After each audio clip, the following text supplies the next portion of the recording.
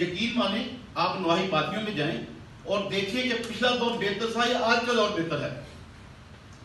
वसाइल नहीं है मुझे पता इसका, लेकिन कम से कम हम मिल बैठ के इसका हल तो निकाल सकते हैं।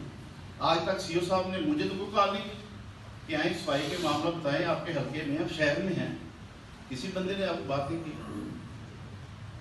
सफाई करते होंगे वो लोग, करते भी हैं।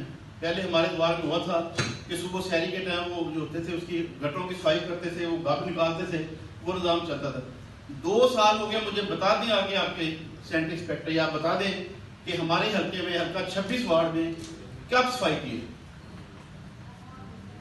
तो बराए मेहरबानी आप उस कमेटी को एक्टिव करें जिसके मेरे मेंबर को चाचा ठेका साहब बैठे हैं, या उनके पास टाइम नहीं है या आपने कुछ उनको रोका होगा। इस सफाई का निज़ाम हम सब के लिए बेहतर है, कम वसाइल में भी ये चीज़ होने वाली है। मैं अप्रिशिएट करता हूँ सिविल सोसाइटी को, जिन लोगों ने, मैं मुल्तान रोड पे एक मेंबर को लेने गया, वो ड्रम रखे हुए उन्होंने, वो काम तो हमारा है, उनका काम तो नहीं है। इसलिए क्लोजमेंट के हवाले से मियां खालिद साहब बैठे हैं इधर, वो तो पहले बड़े एक्टिव थे, बाजारों में फिरते थे, अब क्या हुआ 1 साल हो है जी।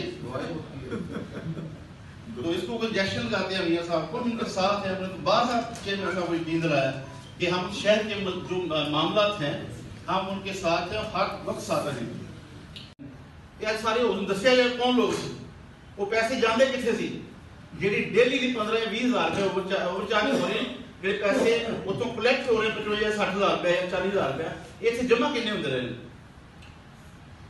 वो तुम जी दस रहे हैं जो इंक्वायरी है वो सबके सामने नेक्स्ट लास्ट पेंडिंग नहीं करनी, वो मेरी हौसलों भी सलाह है कि आज ही क्लियर किया जाए।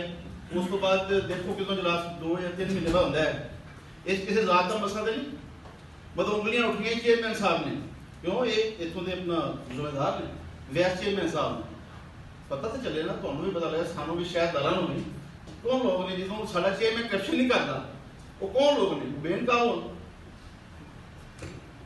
दूसरा जो इस तो डेवलपमेंट के हवाले मेरी तजवीज़ है कि एक कमेटी बना ली जाए, या ऑलरेडी जो कमेटियां ने उन्होंने मुशावरत में ट्रेनिंग की जाए, जेडे काम जरूरी ने वो करवाए जान। नहीं तो 2-4 लाख रुपया मैं नहीं समझता भी किसी कोई नाली सोलन वैसा बन जाए, एक अद्धी गली बनती है, कोई मेजर मनसूबा जिस तरह थोड़ा रैशा का मसला है, तुम हॉल थोड़ा बदकिस्मती असी 1 या 2 इजलास अपने हॉल किए हैं, उन्होंने रेनोवेट किया जाए, उसको फंडिंग की जाए। साढ़े दौर बने दफ्तर माशाल्लाह खूबसूरत है, असी बैठे हैं, कोई ऐसी चीज़ बनाई, मस्जिद बनाई थी, तो आने वाले लोग याद रखें कि फलां टाइम फलां बंदा काम कर रहा है।